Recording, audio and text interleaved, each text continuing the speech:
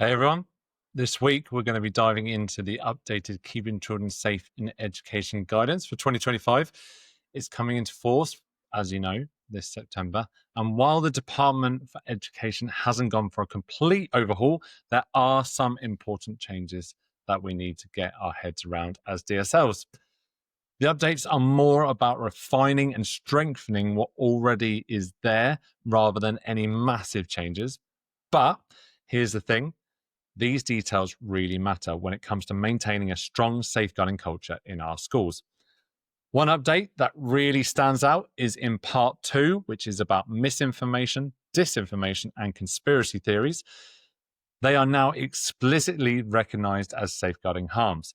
This isn't just the DfE keeping up with current events. It's about a recognition that what happens online can have serious real-world consequences for our young people. It really emphasizes how critical online safety and developing critical thinking skills have become in our curriculum. Speaking of online safety, there's a brilliant new resource they've linked to, the DfE's Plan Technology for Your School Service. If you haven't checked this out yet, you really should.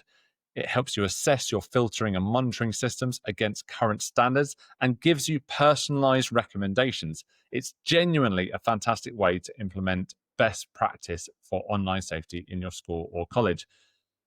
Now, let's talk about alternative provision. The guidance has been updated to make something absolutely clear. Schools remain responsible for safeguarding pupils even when they're placed within alternative provision.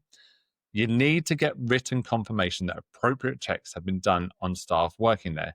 This is crucial because safeguarding oversight doesn't end when a child steps outside of your school gates. There's also been an extension to the role of virtual school heads. They now have a non-statutory responsibility for promoting educational achievement of children in kinship care. This is really positive news for a vulnerable group of children who often don't get all the support they need. As DSLs, we need to be aware of this change and think about how we can work more closely with our virtual school heads. One thing to keep in mind while we're getting to grips with the current changes, there's more coming. The guidance mentions forthcoming revised guidance on gender questioning children and relationship, sex, and health education, both expected this summer. We need to stay alert for these updates because they'll be bringing likely more detailed implementation guidance.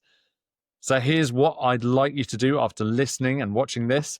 Take a look at your school or college's online safety policy and procedures. Really dig into how they address misinformation, disinformation, and conspiracy theories.